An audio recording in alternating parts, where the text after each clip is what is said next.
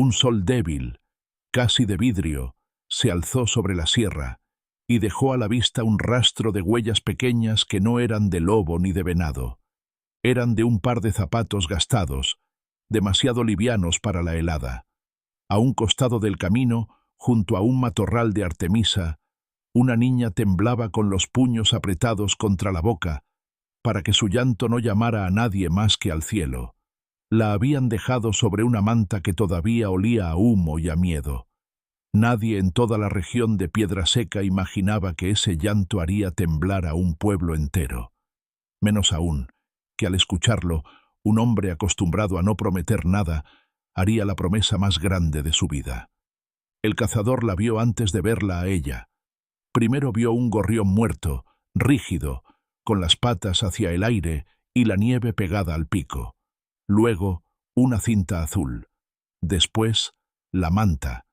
Y entonces, esos ojos color de agua detenida que se quedaban fijos en él como si hubieran estado esperando justo ese rostro curtido, esa barba cana, ese abrigo de cuero con dos remiendos a la altura del hombro.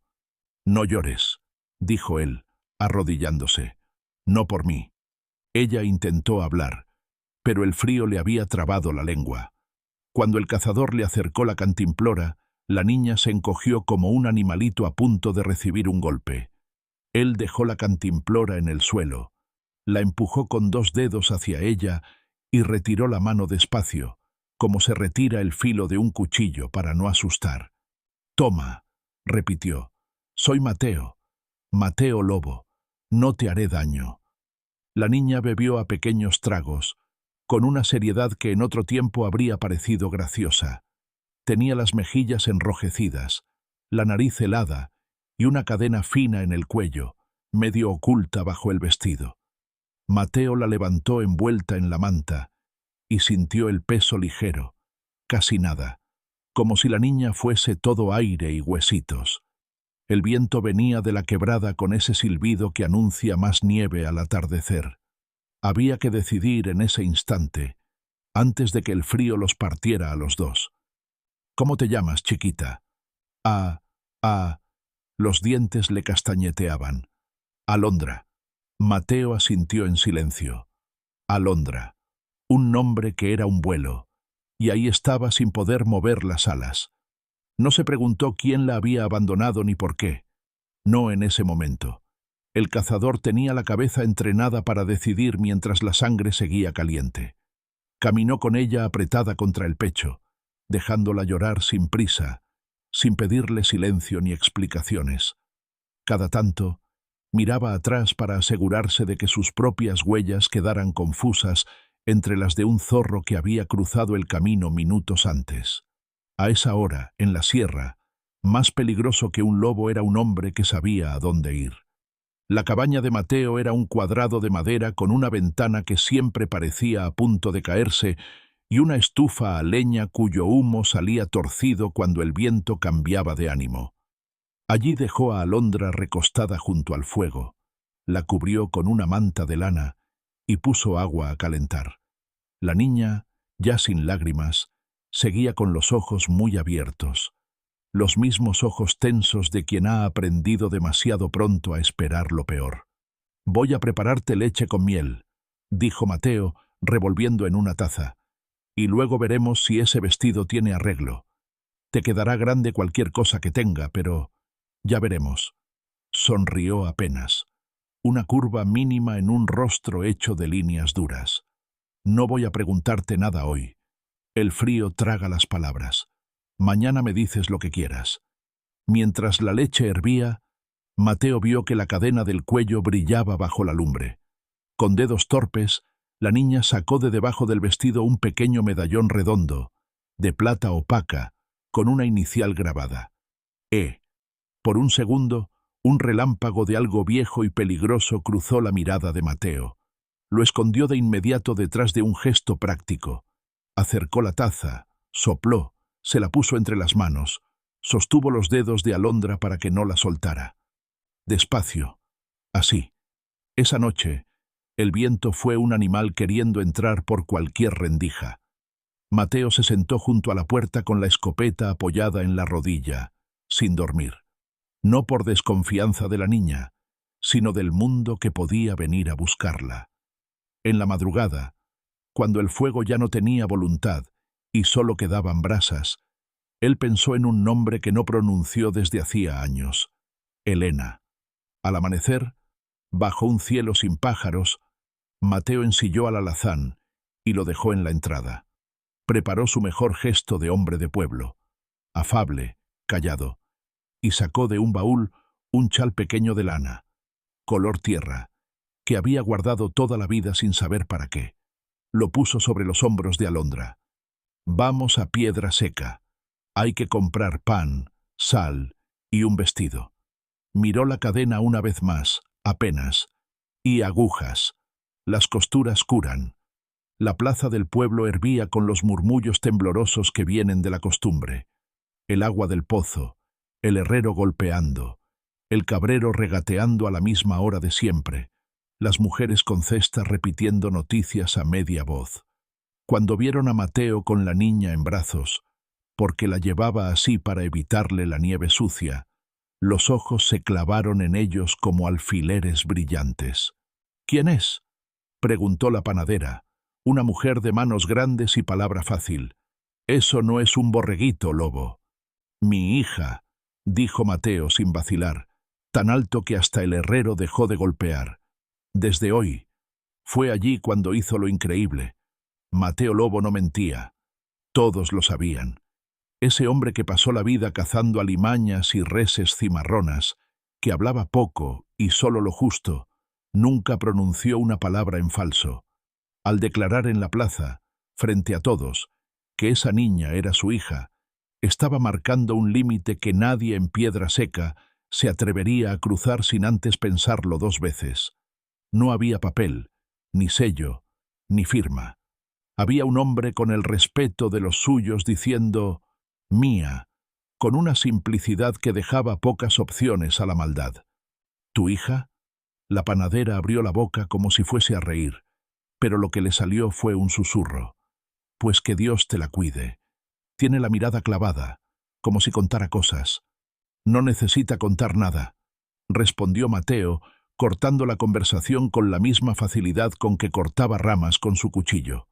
«Hoy solo necesita pan».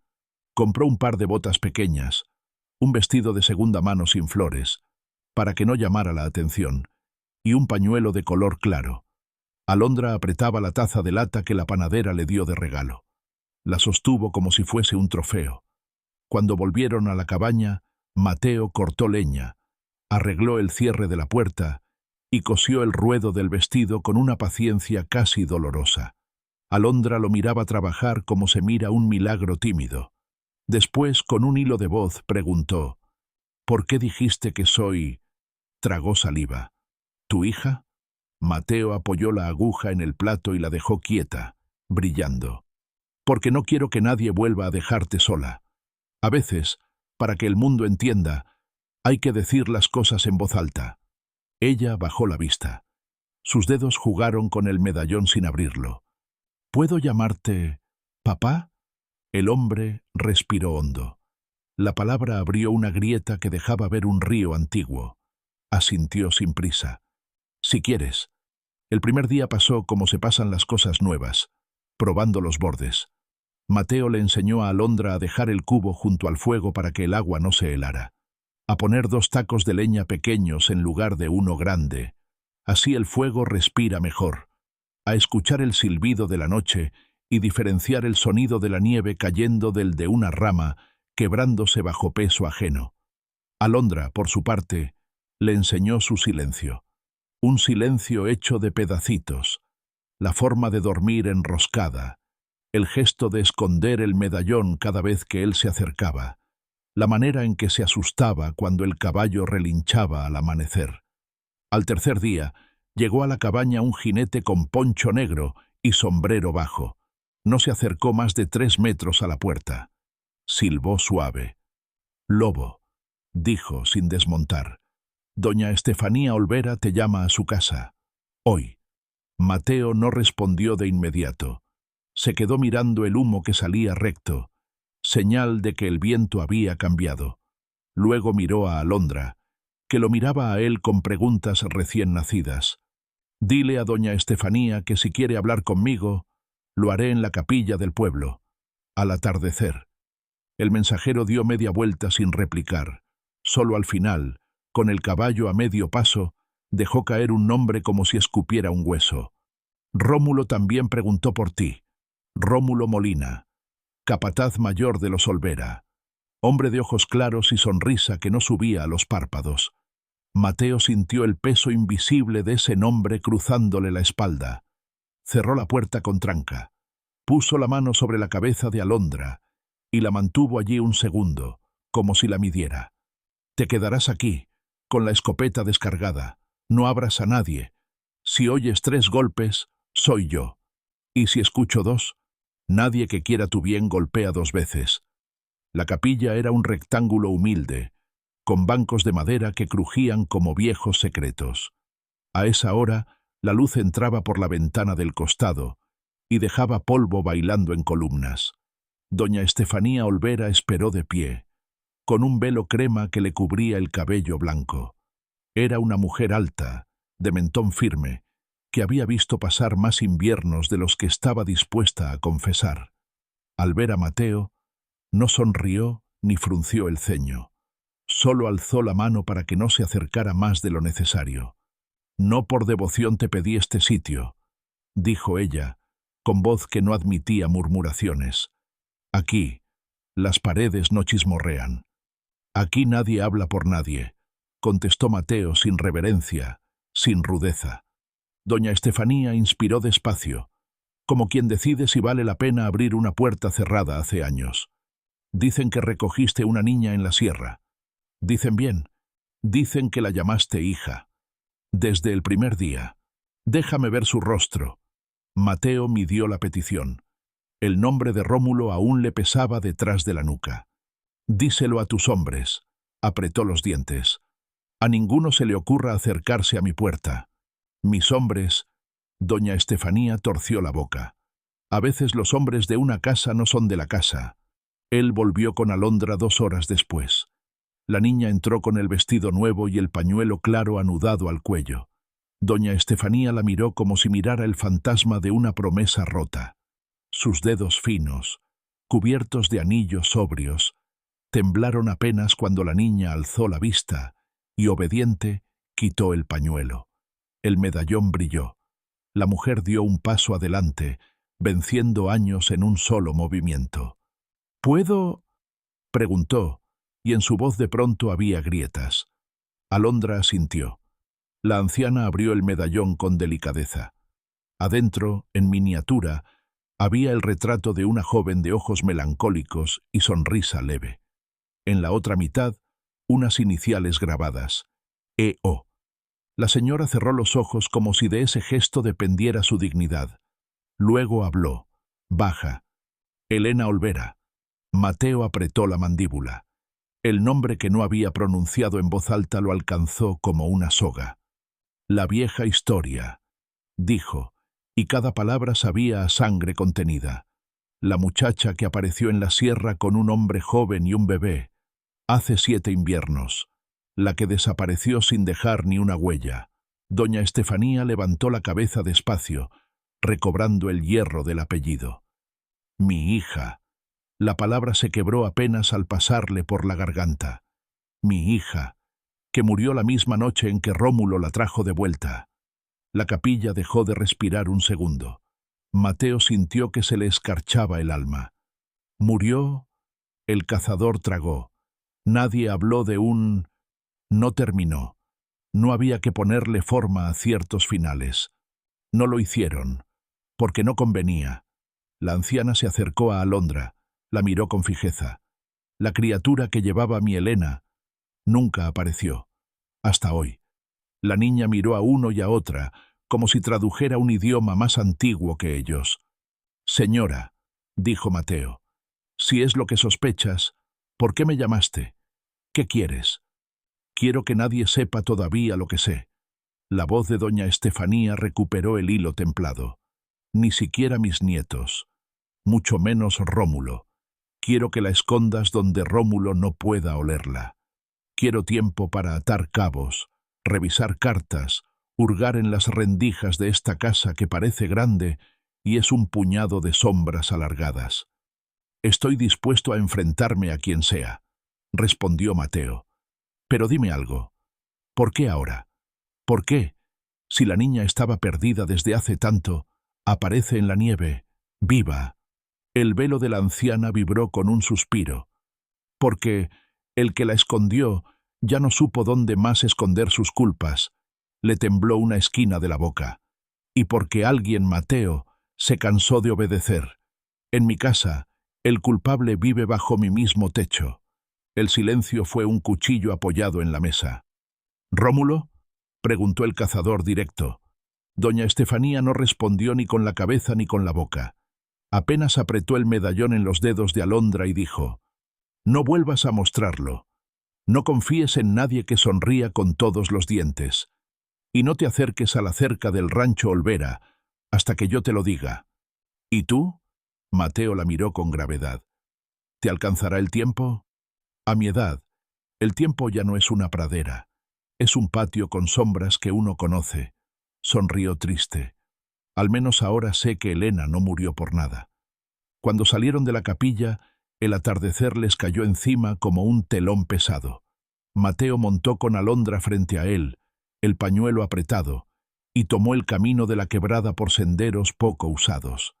El aire olía a nieve vieja y a decisiones nuevas. No llegaron a la cabaña. A la altura del arroyo seco, 3 jinetes cortaron la vereda. El que iba al centro no necesitó presentarse. Esos ojos pálidos ya habían mirado a Mateo demasiadas veces desde arriba del caballo. «Lobo», dijo Rómulo Molina con su sonrisa que nunca alcanzaba los párpados. «Te me has vuelto hombre de familia. ¡Qué sorpresa! Mis sorpresas no te conciernen. Todo lo que respira cerca del rancho Olvera me concierne». Rómulo bajó un poco el sombrero. «La niña, hay gente que la busca, una gente más nerviosa que yo. Mejor que me la entregues, y cada uno por su camino». Mateo pasó el brazo por delante de Alondra, como quien aprende de golpe el gesto perfecto para cubrir. Rómulo siguió hablando con esa voz de aceite viejo. «No la maltratarán. Solo quieren hacer unas preguntas y ver un medallón. Si lo tiene, las comisuras de la sonrisa lo traicionaron. Ya sabes cómo son las preguntas de los que pagan. Parecen suaves y luego se alargan». «No hoy», dijo Mateo. «No hoy», repitió Rómulo como si degustara la negativa. «¿Y cuándo? ¿Cuando la nieve sea barro y el barro te pese? No eres el primero en recoger lo que los demás sueltan, lobo. Pero no puedes cargarlo para siempre. Puedo intentar». Los hombres de los costados se inquietaron en las sillas. Los caballos golpearon el suelo con un sonido hueco. Una nube de tierra se levantó, pequeña, y volvió a caer como un suspiro cansado. «No quiero hacerte daño», dijo Rómulo, sin apartar la vista. «Tú me has sido útil otras veces, pero no confundas el calor de una estufa con la fuerza de un muro. Esa niña necesita un lugar más resguardado. El mío». «El tuyo», repitió Mateo, y la burla se le quedó entre los dientes, sin salir. «Number». «El mío». Rómulo inclinó la cabeza, como quien escucha un acorde mal afinado. «Entonces te daré hasta mañana para pensarlo». Le señaló con el mentón la vereda hacia el norte. «Te cuidaré la espalda, para que no te salten los otros. Que no soy el único en los montes hoy. No necesito tu sombra. La tendrás igual». Se apartaron con un gesto seco. Mateo espoleó hacia la quebrada, pero no tomó el camino directo a su cabaña. Conocía los recodos donde el agua, cuando corría, dejaba marcas más hondas. Allí escondió el rastro, subió por una roca casi lisa, bajó por un costado, volvió a subir por otra, y solo entonces se permitió respirar. Alondra, aferrada a su chaqueta, preguntó en voz muy baja: «¿Nos van a encontrar? Si nos quedamos quietos, sí. Si seguimos moviéndonos, tardarán. ¿Y si te hacen daño?». La pregunta le salió tan de golpe que ella misma bajó la cabeza, como disculpándose. «Me harían daño igual si no te cuido». Llegaron a una oquedad entre rocas conocida por 4 o 5 cazadores y nadie más. Allí había un refugio natural con techo de piedra y suelo de hojas secas. Mateo dejó a Alondra con una manta, una jarra de agua y un trozo de pan. Luego se quitó la chaqueta, la cubrió con ella y se sentó, otra vez con la escopeta en las rodillas. «Dormirás aquí», dijo. «Si oyes mi nombre, no contestes. Si oyes pasos, cuenta hasta 100 y luego asómate. Si ves sombras, piensa que son árboles. Y si no lo son». Mateo le alzó la barbilla con 2 dedos. «Para cuando descubras que no lo son, yo ya estaré delante». La noche llegó sin estrellas. El silencio se llenó de chasquidos mínimos. Una rama que se rompe lejos, una piedra que rueda, un pájaro que cambia de sitio en un sueño inquieto. A medianoche, cuando el frío parecía crecer desde el suelo, un murmullo bajó por la quebrada, más suave que un silbido. Mateo se puso de pie. No era el viento. «Lobo», dijo una voz desconocida desde la grieta oscura. «No venimos a pelear. Nadie viene a pelear hasta que empieza. Vengo a cambiarte algo por esa niña. No intercambio vidas. No te ofrezco dinero, te ofrezco verdad». Mateo dudó lo justo. La palabra le rozó como una llama pequeña. «Habla desde donde te vea». Un hombre salió de la sombra, flaco, con el sombrero en la mano, y un poncho que no había conocido aguja en años. No llevaba arma a la vista. Sus ojos eran los de alguien que había dormido poco por demasiado tiempo. «Me llamo Simón Benítez», dijo, y Mateo vio que, pese a la flacura, el nombre no le temblaba en la boca. «Me conocen como 7 vidas». El apodo dejó una muesca en la memoria de Mateo. Jugador, tragador de mala suerte, hombre bueno para aparecer cuando había que desaparecer, un fantasma con piernas. «Yo fui el que cargó a esa niña por última vez antes de que tú la encontraras», continuó Simón. «No la dejé para que muriera, la dejé para que tú la oyeras». «¿A mí?» «A ti, porque hace 7 años te negaste a algo que te pagaban bien. Te negaste a seguir una huella que no debía seguirse». Simón lo miró desde adentro. La huella de una joven con un bebé en brazos. Mateo sintió que el techo de piedra le quedaba bajo. «Elena», pronunció casi en un hilo. «Sí». Simón tragó. «Y la criatura», se interrumpió y buscó la palabra correcta. «La criatura es el nudo de esta cuerda.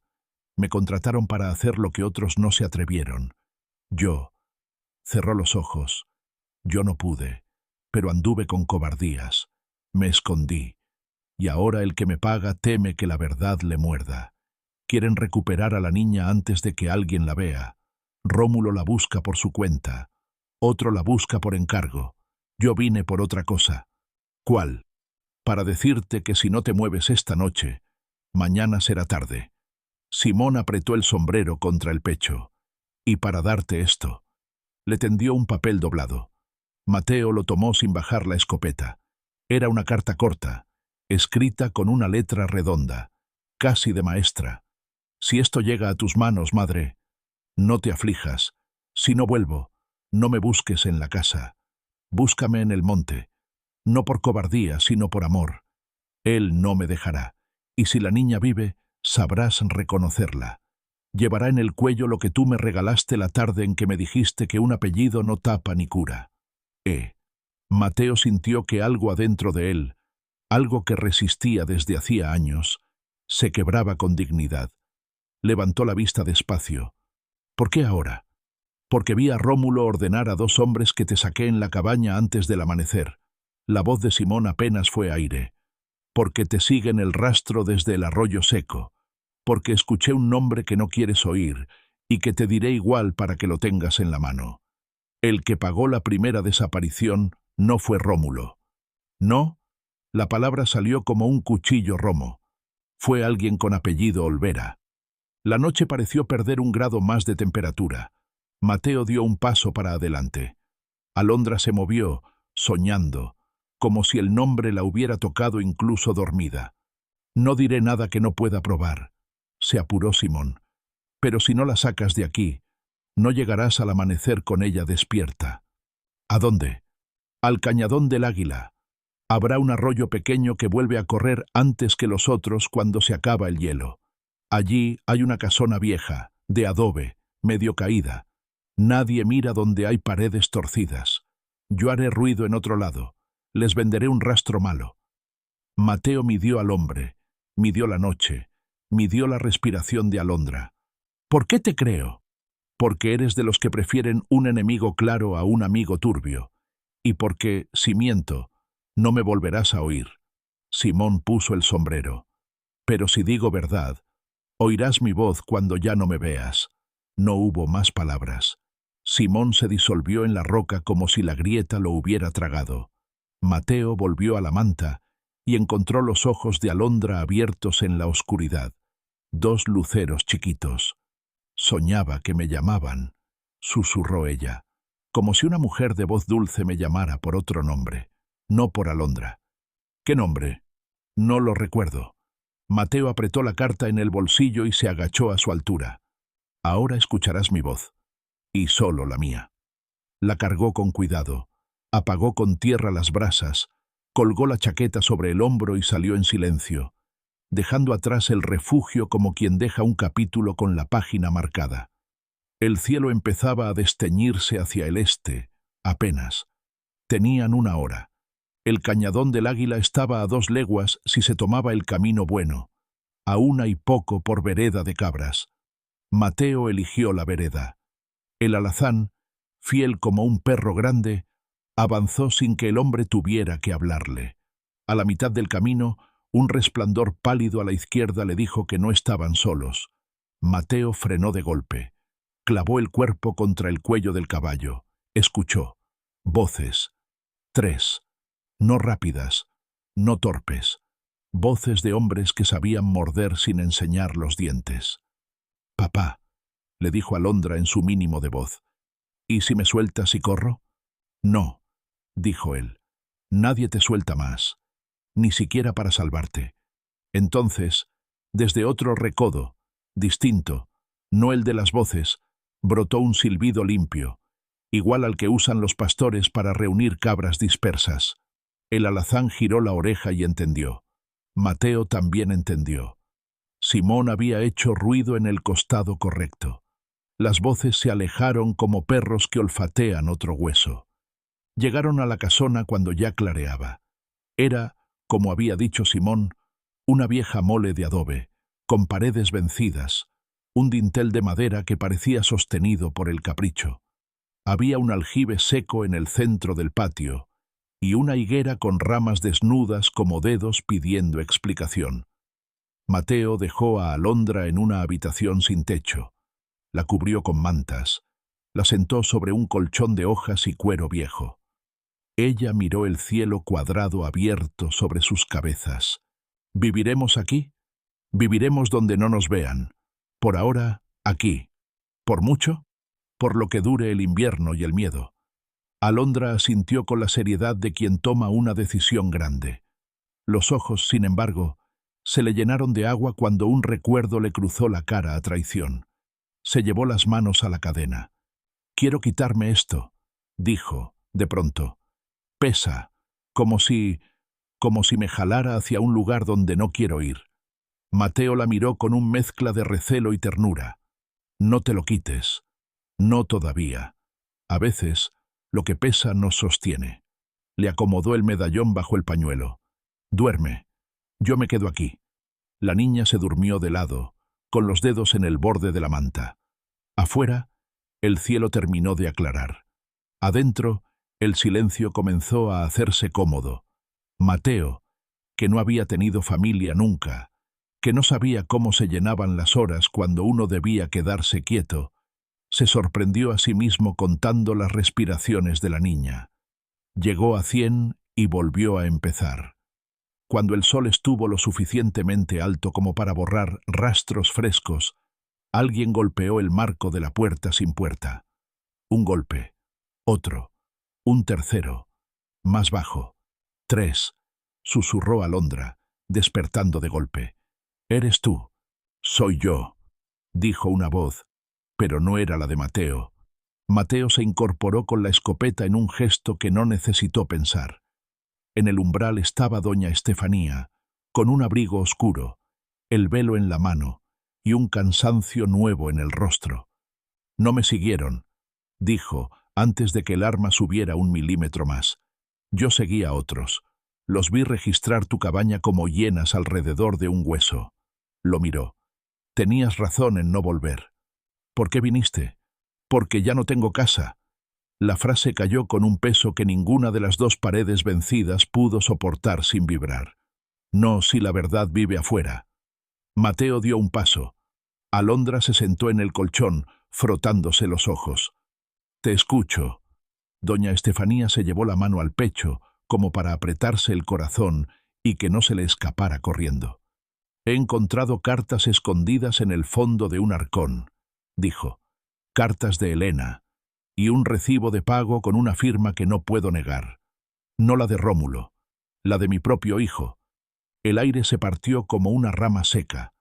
Alondra, sin entender del todo, tocó el medallón que le colgaba del cuello. Sus dedos temblaron. «Tu hijo». Mateo no terminó la pregunta. «Mi hijo mayor», dijo la mujer despacio, cada sílaba con su propia caída. «El padre de mis nietos, el dueño actual del rancho Olvera, el que siempre me acompaña los domingos a la capilla, ese mismo. Él ordenó que la niña fuera...». Se detuvo, buscó otra palabra.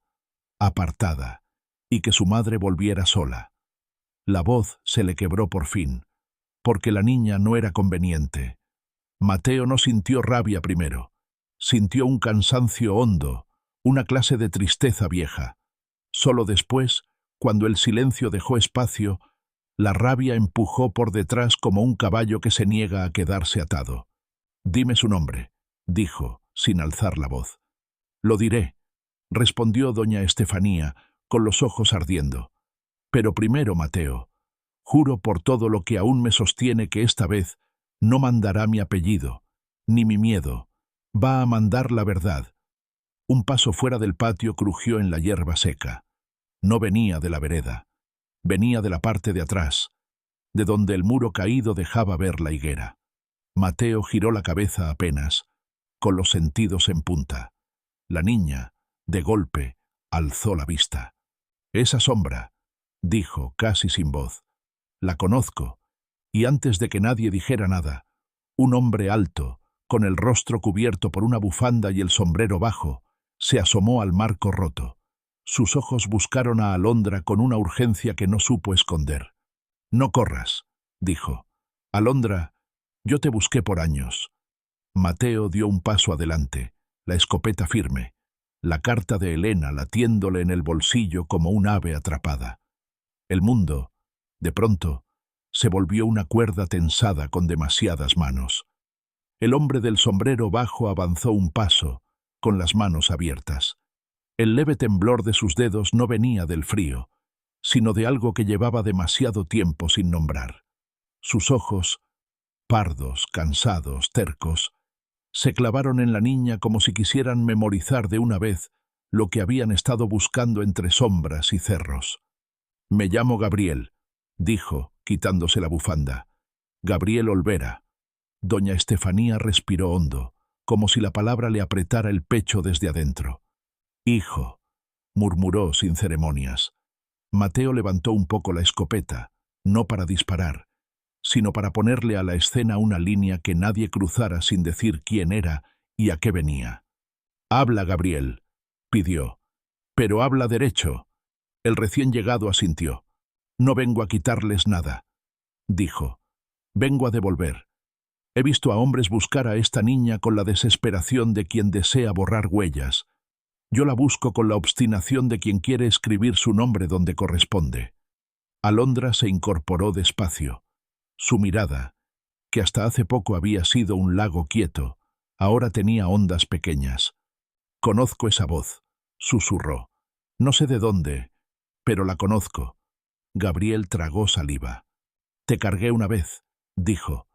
«Hace mucho, cuando eras un puñito envuelto en un chal pardo. Tu madre, Elena, Me la puso en los brazos mientras me pedía que no obedeciera a nadie. La grieta en las paredes dejó entrar un hilo de luz. Doña Estefanía apretó el velo entre los dedos, con dignidad y pena. —¿Dónde estuviste todos estos años? —preguntó a su hijo, sin dulzura. —¿Dónde mientras tu hermano ordenaba, Rómulo callaba y yo me engañaba? Lejos. Gabriel no bajó la vista, porque hablar demasiado cerca del rancho era desaparecer. Me fui cuando entendí que mi palabra no valía contra la de Mauricio con el apellido en la boca. Seguí señales pobres. Un medallón visto por un arriero en una venta, una canción de cuna repetida por una mujer que la oyó de pasada, una manta con olor a humo. Esta niña era una luz chiquita entre piedras grandes. Mateo no relajó los hombros, pero en su cara lenta apareció algo parecido a la confianza en reserva. —¿Qué quieres, Gabriel? —Lo mismo que ustedes —respondió—, que la verdad se quede en pie, y que ella, señaló a Alondra, no vuelva a temblar por un golpe que no ve venir. La niña tocó el medallón bajo el pañuelo, como si confirmara que seguía allí. Doña Estefanía se acercó un paso más, muy despacio, con cuidado de no espantar. —Hija —le dijo, bajando la voz como quien le habla a una alondra de verdad—, ese medallón fue mío, y luego de tu madre. Elena se reía poco, pero cuando lo llevó por primera vez, rió con los ojos. Tragó. Si lo guardas, no será para obedecer un apellido, será para que recuerdes que hubo amor antes del miedo. Alondra asintió. Sus dedos, pequeños y firmes, apretaron el borde del pañuelo. Mi madre me cantaba una canción, dijo. No la recuerdo entera, solo dormidita junto al monte. Las estrellas te conocen. Se le quebró la voz. A veces me parecía oírla desde lejos, como si me llamara con ese mismo canto. Gabriel cerró los ojos un segundo, y cuando los abrió, estaban llenos de agua que no se derramaba. Esa canción la inventó Elena mirando la higuera del patio del rancho. Giró el rostro hacia su madre. —¿Lo recuerdas? —Lo recuerdo —dijo doña Estefanía, y la higuera del patio de la casona vieja parecía inclinarse un poquito, como si también hiciera memoria. El momento se sostenía como una taza llena hasta el borde. Mateo lo sostuvo con su propia respiración, pareja, honda. No habrá tiempo para ternuras largas, advirtió. Rómulo no va a cansarse, y si Mauricio entendió que la niña respira, se moverá con prisa. Gabriel asintió. Se está moviendo. Miró por sobre el hombro hacia la quebrada. Tiene hombres en la vereda de arriba y en el paso de mulas, pero no conoce este quiebre. Señaló la pared torcida. Yo sí. De niño venía a esconder mis torpezas aquí cuando mi padre me exigía la estatura de un olvera y yo solo tenía la de un muchacho. Doña Estefanía clavó la vista en su hijo como si hubiera encontrado al fin una palabra que necesitaba oír desde hacía años. No vine a pedirte perdón ni a dártelo, Gabriel, dijo. Vine a decirte que si retrocedes ahora, te conviertes en otro como tu hermano, y tú no eres él. No lo soy, respondió, con una firmeza que le nacía desde los talones. Por eso volví. Mateo levantó la mano. La higuera crujió. El aire se arrugó con un rumor de cascos en la tierra seca. Llegaron, dijo, sin dramatizar. Escuchen, vamos a hablar con claridad. Aquí no vamos a pelear en esta primera hora. No con la niña despierta. Vamos a elegir el lugar y el modo. ¿Qué propones?, preguntó Gabriel. Que salgamos de esta casa por donde la casa sale de sí. Mateo señaló atrás. Un hueco bajo, medio tapado por piedras y maleza. Lo hice más grande con la bota mientras ustedes hablaban. Conduce a un zanjón. Desde allí, si uno camina en silencio, puede bajar al arroyo que vuelve a correr primero. Nos perderemos en el canturreo del agua. Y después, doña Estefanía ladeó la cabeza. ¿Vamos a escondernos hasta que ellos se cansen? Mauricio no se cansa. Él agota a los demás. Después, dijo Mateo, haremos lo que no han previsto. Entrar por adelante, cuando nos crean a la espalda. Miró a Gabriel. Quiero entrar al rancho. ¿Al rancho? Gabriel no disimuló el sobresalto. Es entrar al ojo del huracán. Justo por eso. Mateo apretó los labios un instante. He pasado la vida cazando animales que huyen por la línea más fácil. Los hombres que hacen daño no esperan que alguien los nombre en su propia mesa. Si vamos con la verdad y con esta mujer, señaló a doña Estefanía, la tierra misma nos hará de calle. Doña Estefanía se irguió, más alta que su propio cuerpo. Entraré, dijo, y hablaré. Si caigo, caeré diciendo lo que no dije cuando debía. Alondra miró a Mateo. ¿Iré contigo?, preguntó. No, dijo él.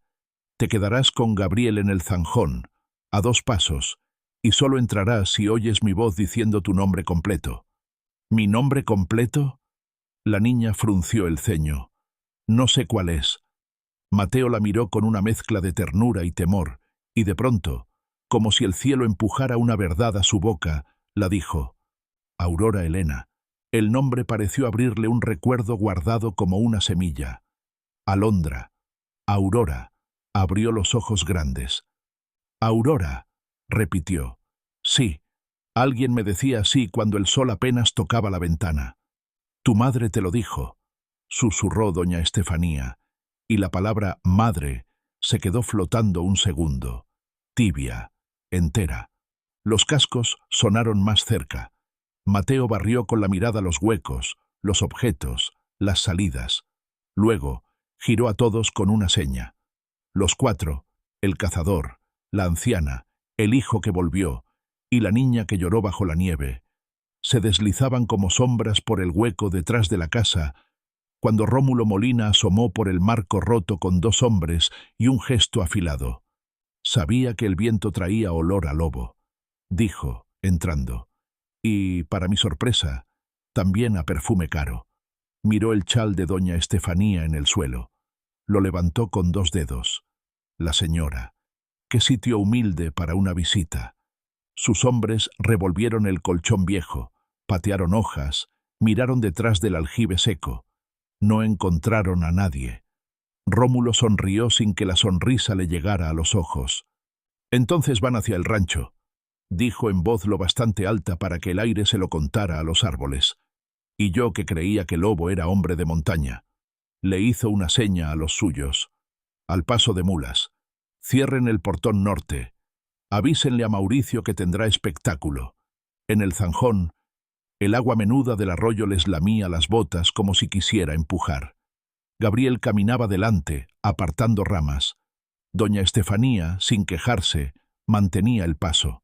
Aurora, detrás de Mateo, no se quejaba tampoco, como si caminar así fuera una forma de aprender a respirar con otros. Salieron al borde de un breñal que se abría hacia la entrada sur del rancho Olvera. El portón grande, flanqueado por 2 muros encalados, parecía la boca de una bestia vieja. «Por aquí jamás nos esperan», dijo Gabriel, y su voz llevaba el recuerdo de un niño que se trepa por donde le prohíben. Entraron por un paso lateral, un boquete que la higuera del rancho había ido tejiendo con paciencia, abriendo una cortina de ramas que solo un Olvera de sangre conocería. Del otro lado, el patio estaba vivo. Peones que venían y iban, un caballo ensillado, gallinas corriendo como ideas, un aroma a café recalentado y a leña recién partida. Nadie miró hacia las ramas. Nadie miró difícil a una anciana que caminó al centro de su propia casa con el velo sobre el brazo. «Madre», dijo una voz dura, venida de la galería. «¿Ahora sí juegas a la sorpresa?» Mauricio Olvera se plantó al borde de las sombras con el peso de quien cree que el suelo es suyo. Era un hombre ancho, con barba negra cuidada con esmero, ojos del color del vidrio viejo y manos enguantadas de cuero fino. Rómulo se puso un paso atrás y a un costado, ni demasiado cerca ni demasiado lejos. «Hijo», dijo doña Estefanía sin rodeos, «esta es tu última mañana como amo, si no eres capaz de sostener la mirada». ¡Qué dramatismo! Mauricio sonrió, pero la sonrisa no lo quiso. ¿Otra vez esas cartas viejas?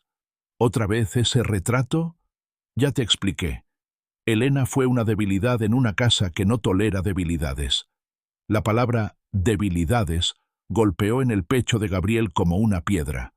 Elena era tu hermana, dijo, saliendo de la sombra de la higuera, y esa niña que mandaste apartar se inclinó para que su voz no se quebrara. También. Un murmullo recorrió el patio. Los peones miraron de reojo y algunos bajaron la vista, como si el suelo les resultara más digno que la escena. Mauricio no se movió. La familia se cuida por las raíces, no por las ramas sueltas, dijo. Esa criatura venía a desordenar. Yo puse orden. Llamas orden a un acto cobarde. La voz de doña Estefanía se afiló.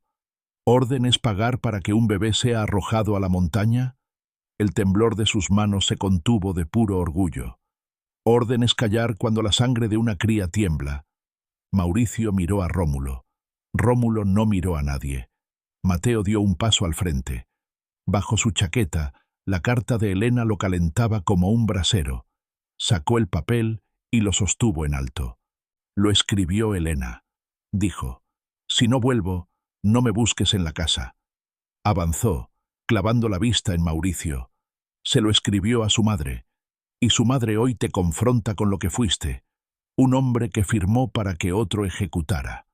Mauricio alargó una mano. Dame esa carta, forastero. No sabes con qué juegas. Sé con qué juego, respondió Mateo. Con lo único que rompe el miedo, la verdad en voz alta. Miró hacia la galería, hacia los peones, hacia la cocina donde asomó un rostro curioso. Elena tenía una hija. Esa hija vive, y está aquí. Aurora, hasta entonces medio escondida detrás de la falda de Gabriel, dio un paso sin que nadie se lo ordenara. El patio, por un segundo, pareció sostener la respiración como el polvo de la calle de San Lucero, aquel día en que un vaquero dijo en voz baja que sería gentil. La niña avanzó con el medallón bajo el pañuelo y la dignidad de quien ha aprendido a no pedir permiso para existir. Me llamo Aurora Elena, dijo, y su voz, aunque pequeña, cruzó el patio como un hilo de agua clara. No sé si te gusto, pero no vine a gustarte. Rómulo respiró hondo, como quien huele a pólvora antes de verla. Dio un paso, demasiado rápido. Gabriel se interpuso. Mateo alzó la escopeta sin apuntar al cuerpo de nadie. No haremos de esto un ruido de pólvora, dijo. Aquí el estruendo va a ser otro, el del silencio cayéndose. Un peón, viejo, con las manos enharinadas de cal, dejó la pala. Luego otro se quitó el sombrero en señal de respeto a la anciana, no al amo. Doña Estefanía dio entonces el paso que le faltaba a su vida. Mauricio, dijo, hoy devuelves lo que te robaste, tu mandato, tu poder, tu manera de decir que un apellido es un muro. No lo es. Un apellido sin honor es un corral vacío. ¿Y quién manda entonces? Mauricio tuvo por primera vez un hilo de miedo en el borde del ojo. ¿Ese que se fue? Señaló a Gabriel. ¿El que juega a santo en los cerros? ¿O este cazador que nadie conoce? Apuntó a Mateo. O tal vez la niña que apenas habla. Mando yo mientras tenga aire, dijo doña Estefanía. Y cuando lo pierda, mandará quien no olvide esto. Se volvió hacia los peones. La casa no es solo de quien firma, es de quien la sostiene sin hacer daño. Miró a Gabriel. Si eres de ese lino, quédate. Si no, vete ahora. Rómulo, viendo que el suelo se le movía, intentó el último recurso de los hombres que no entienden los límites. Buscar a la niña con un gesto rápido, agarrar, apretar y salir hacia el portón norte. Lo intentó. El caballo ensillado en el patio, asustado por el movimiento brusco, dio un salto y echó a rodar un barril. El barril golpeó la piedra húmeda y el patio se volvió un pequeño caos de gallinas, voces y botas. Rómulo no alcanzó a tocar a Aurora. Gabriel lo paró con el hombro, no con el puño. Mateo, en lugar de golpear, puso el cañón de la escopeta entre el suelo y las manos de Rómulo, forzándolo a soltar el ademán. La pelea fue más de miradas que de manos. Un alarido habría sido sencillo. El control, en cambio, fue una trenza. «Basta», dijo doña Estefanía firme. «Rómulo, deja mi casa. Mauricio». Ella eligió el tono y la palabra con la precisión de una costurera ante la última puntada. «Tú también. No puedes echarme», dijo él, incrédulo. «Yo soy el rancho». «Eres el ruido del rancho», corrigió. «Y hoy aquí vamos a escuchar otra cosa». Los peones se acercaron sin violencia, con esa autoridad del que hace todos los días lo que el otro no hace nunca: trabajar. No alzaron manos, alzaron presencia. Rómulo, por primera vez, midió que un patio lleno de hombres sin armas puede ser más decisivo que una pistola. Mauricio miró a su alrededor y encontró, donde esperaba obediencia, ojos que no querían ya callar por él. «Esto no termina aquí», dijo, con orgullo herido. «Hay nombres que no se borran con un gesto de madre vieja». «Los nombres no», respondió Mateo. «Las costumbres, sí». Mauricio retrocedió.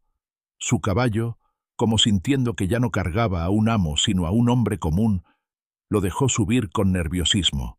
Rómulo, sin mirar, se apartó hacia la vereda. Salieron sin que nadie les abriera. No hubo aplausos ni gritos, solo un silencio distinto, lleno, que se instaló como una mesa larga donde por fin se sientan los que tienen hambre. Cuando el polvo en la entrada se posó, doña Estefanía se volvió hacia Aurora. No se arrodilló, no por orgullo, sino porque entendía que algunas alturas deben sostenerse. Solo bajó el rostro hasta tener la mirada de la niña a la altura de la suya. «¿Puedo pedirte algo?», dijo, sin exigencia. «Que vengas a esta casa cuando quieras, no cuando te manden. Que duermas donde te sientas segura. Que un día, si te nace, me llames abuela. Si no, te llamaré Aurora, y me quedará grandioso igual». La niña respiró. Miró a Mateo y luego a Gabriel. La higuera del patio dejó caer una hoja seca, que dio un giro pequeño y se quedó quieta, como si firmara también ella. «Vendré cuando quiera», dijo Aurora, «y hoy quiero volver con él». Señaló a Mateo. «No sé por qué, pero cuando estoy con él, mi corazón aprende a caminar».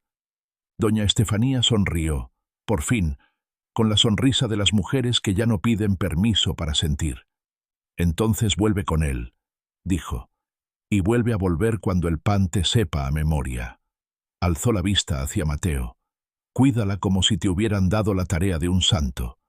Se dio cuenta de la palabra y corrigió con humor seco. «De un hombre entero». «Lo haré», respondió Mateo. «Y cuando la nieve no quiera dejarla correr, la enseñaré a caminar sobre ella». Gabriel dio 2 pasos hasta quedar frente a su madre. No se abrazaron, porque hay abrazos que hay que merecer con días, no con minutos. Se miraron con un acuerdo sin ornamentos. «Volveré a quedarme», dijo él, «pero bajo tu voz, no bajo la de un apellido. Bajo la verdad», asintió ella. Salieron del patio sin bulla. El sol, en su esfuerzo por salir entre nubes altas, les puso sobre los hombros un calorcito tímido. Caminaron hasta el borde del breñal, y allí, antes de tomar la vereda de regreso a la quebrada, Aurora tiró suavemente del abrigo de Mateo. «¿Puedo preguntarte algo?», dijo, sencilla. «Pregunta. Cuando dijiste Aurora Elena, ¿cómo lo supiste?». Mateo miró hacia la sierra, como si lo consultara con los años que llevaba pisando esas piedras. «Lo supe como saben los animales cuando va a nevar», respondió. «Porque lo vi. Lo vi en tus ojos cuando dijiste la canción. Vi a tu madre nombrándote». Aurora se quedó pensativa.